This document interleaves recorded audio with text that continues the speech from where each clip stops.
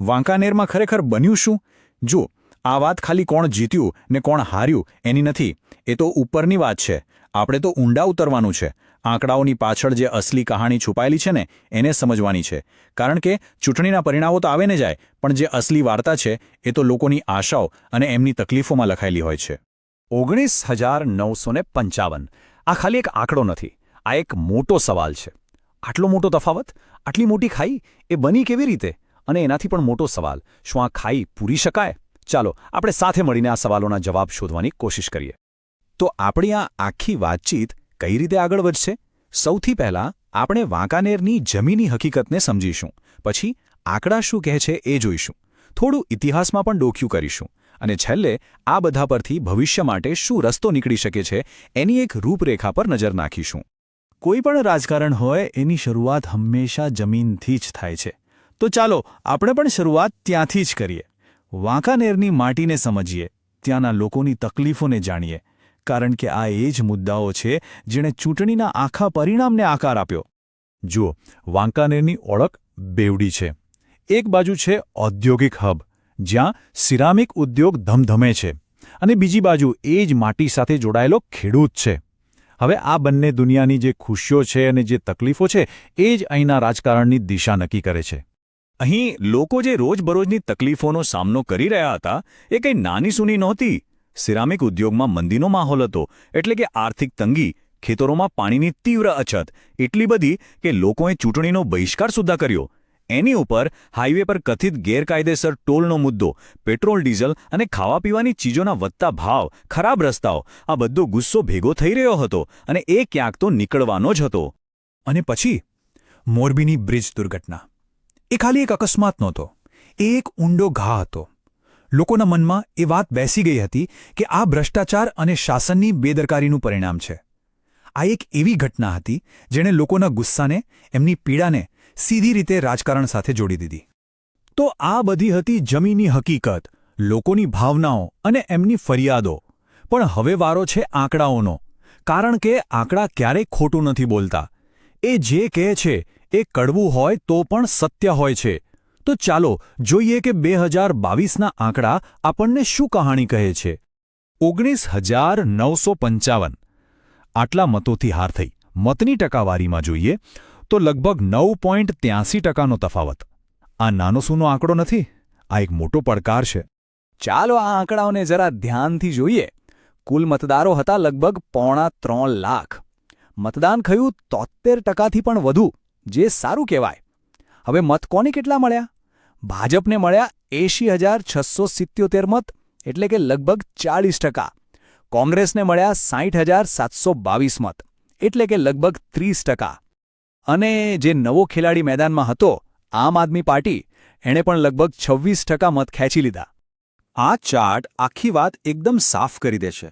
જુઓ, ભાજપ લગભગ 40% પર, કોંગ્રેસ 30% પર અને આમ આદમી પાર્ટી 26% પર. મતલબ કે મત સ્પષ્ટ રીતે 3 ભાગમાં વહેંચાઈ ગયા. જીતનાર પક્ષને 40%થી પણ ઓછા મત મળ્યા છે. આનો સીધો અર્થ એ જ છે કે જે શાસન વિરોધી મત હતા એ એક જગ્યાએ પડવાને બદલે વહેંચાઈ ગયા. તો આ બધા આંકડાઓનો સૌથી મોટો અને સૌથી સ્પષ્ટ સંકેત શું છે? એ જ કે 60% મતદારોએ જીતનાર પક્ષની વિરુદ્ધમાં મતદાન કર્યું. મતલબ કે સત્તા વિરોધી લહેર તો હતી, પણ એ મત એક જગ્યાએ એકઠા ન થયા, એ વિખેરાઈ ગયા. એટલે હારનું કારણ મતદારોનો અભાવ નહોતો, હારનું કારણ હતું મતોનું વિભાજન. તો સવાલ એ છે કે આ પરિસ્થિતિ બની કેવી રીતે? ચાલો આપણે કોઈ એક વ્યક્તિ પર દોષનો ટોપલો ઢોળવાને બદલે આખી સિસ્ટમમાં ક્યાં ભૂલ થઈ, ક્યાં નબળાઈ રહી, એને સમજવાનો પ્રયત્ન કરીએ. અહીં 2 બાજુ છે. એક તરફ કોંગ્રેસની મજબૂતાઈ હતી. એમના ઉમેદવાર મોહમ્મદ જાવેદ પીરઝાદા 2 વખતના ધારાસભ્ય રહી ચૂક્યા હતા. એમનો પારિવારિક વારસો હતો, લોકો એમને ઓળખતા હતા અને લોકોમાં શાસન સામે ગુસ્સો પણ હતો. પણ બીજી તરફ નબળાઈઓ પણ હતી. પક્ષનું સંગઠન, બૂથ લેવલનું માળખું એ નબળું હતું.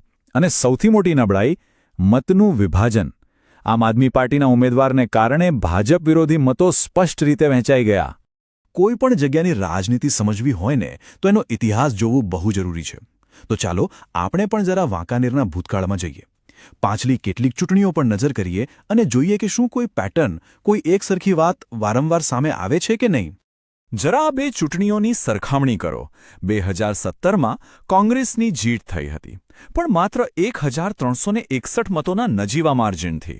અને 5 જ વર્ષ પછી 2022માં એ જ બેઠક પર 19,955 મતોથી હાર. આટલો મોટો ઉલટફેર આ કેવી રીતે થયું? જવાબ ઇતિહાસમાં જ છુપાયેલો છે. આ ઇતિહાસ જુઓ. 1998માં કોંગ્રેસ જીતી કારણ કે એક અપક્ષે ભાજપના મત તોડ્યા. 2002માં ભાજપ જીત્યું કારણ કે એનસીપીએ ભાજપ વિરોધી 18% મત લઈ લીધા. 2017માં કોંગ્રેસ માંડ જીતી કારણ કે ત્યારે પણ એક અપક્ષે લગભગ 14% મત મેળવ્યા હતા. અને 2022માં તો આપે 26%થી વધુ મત મેળવીને આખું સમીકરણ જ બદલી નાખ્યું. આ પેટર્ન એકદમ સ્પષ્ટ છે. તો વાંકાનેરનો ઇતિહાસ આપણને એક જ વાત સ્પષ્ટ રીતે શીખવે છે. અહીં સૌથી નિર્ણાયક પરિબળ શું છે? વિપક્ષી મતોની એકતા અથવા એનો અભાવ. જ્યારે પણ શાસન વિરોધી મત વહેંચાય છે, પરિણામ શું આવે છે એ આપણી સામે છે. આ એક સરળ પણ સૌથી મહત્વનો બોધપાઠ છે. તો આપણે ભૂતકાળનું વિશ્લેષણ કર્યું, કારણો સમજ્યા, પણ હવે આગળ શું? ભૂતકાળમાંથી બોધપાઠ લઈને ભવિષ્ય માટે એક નક્કર યોજના બનાવવાનો સમય છે. એક એવી રૂપરેખા જે પુનરાગમનનો રસ્તો બતાવી શકે. આ છે 90 દિવસની એક સ્ટેપ બાય સ્ટેપ યોજના. પહેલું પગલું સંશોધન અને ટીમનું ગઠન. 2022માં ક્યાં ભૂલ થઈ એનું ઊંડાણપૂર્વક વિશ્લેષણ કરવું. બીજું લોકો વચ્ચે જઈને જાગૃતિ ફેલાવવી, એમના મુદ્દાઓ પર સેવા કેમ્પ કરવા, ઘરે ઘરે જઈને સંપર્ક કરવો. ત્રીજું જાહેર કાર્યક્રમો વધારવા અને સૌથી અગત્યનું મત વિભાજન ટાળવા માટે સમજૂતી કરવી. અને ચોથું પગલું બૂથ સ્તરને મજબૂત કરવું અને મતદાનના દિવસે એક મતદાનને બૂથ સુધી લાવવાની પાક્કી વ્યવસ્થા કરવી. પણ એક વાત યાદ રાખવી જરૂરી છે. ચૂંટણી જીતવી એ અંત નથી, એ તો શરૂઆત છે. અસલી કામ તો લોકો માટે શાસન ચલાવવાનું છે. એટલે તમારી ચૂંટણીની રણનીતિ અને તમારા શાસનનો એજન્ડા એ બંને એકબીજા સાથે જોડાયેલા હોવા જોઈએ.